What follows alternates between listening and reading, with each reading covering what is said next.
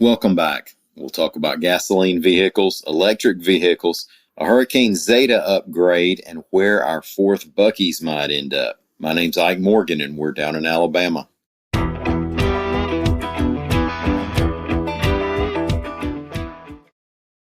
Over the past couple days, we've seen gas stations here and there run low on gasoline, particularly near the Gulf Coast. Experts and officials are saying that this is not directly because of the Colonial Pipeline shutdown, reports AL.com's William Thornton. First of all, along the Gulf Coast, there's a separate temporary supply pinch related to a shutdown at a Pensacola supplier. And as far as the Colonial Pipeline effect, officials are more worried in the short term about panic buying and local runs on fuel supply as people worry about supplies dipping or prices rising.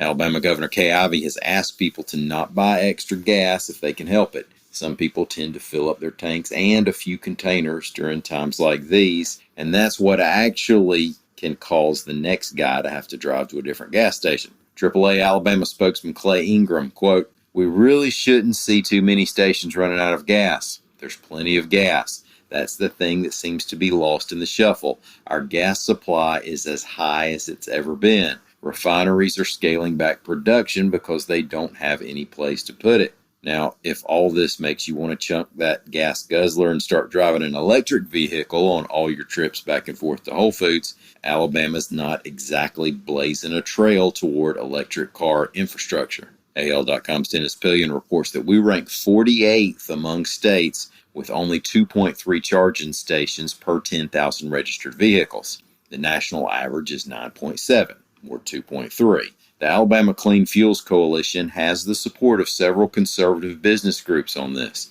They wrote a letter to the governor and state Senate leadership asking the state to double its spending on electric car charging stations from $2 million to $4 million in 2022 to keep up with other states as more and more of the vehicles around us on the highway are electric. Last year's hurricane season got a little worse, in the record books at least. AL.com's Lee Morgan reports that Hurricane Zeta has been upgraded from a Category 2 hurricane to a Cat 3 at its landfall, which makes Zeta a major hurricane, given 2027 major hurricanes, tying the record held by the 2005 hurricane season. The change in impact here is only on the record, of course, but Zeta made landfall in southeast Louisiana as a Cat 3 and quickly moved inland and eventually came through Alabama. No hurricane force winds were measured in Alabama, but they were estimated in parts of Mobile County. We saw storm surge of 6 to 10 feet west of Mobile Bay, and one death in Alabama was attributed to the storm. Hundreds of homes in the state were damaged, 400,000 lost power, and the Highway 90 causeway was underwater for a bit. Now, if this is making anyone nostalgic, note that the 2021 Atlantic hurricane season begins on June 1st.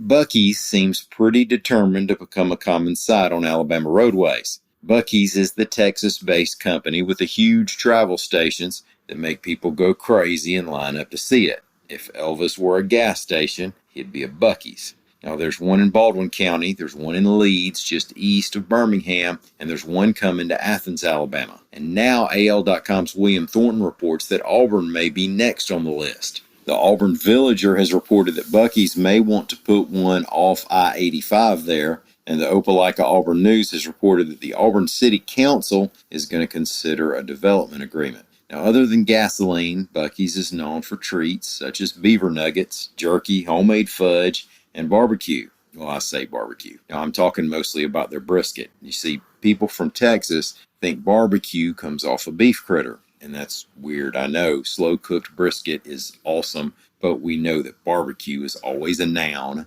and it's always slow-cooked pork. Hopefully we'll be able to work through the language barrier.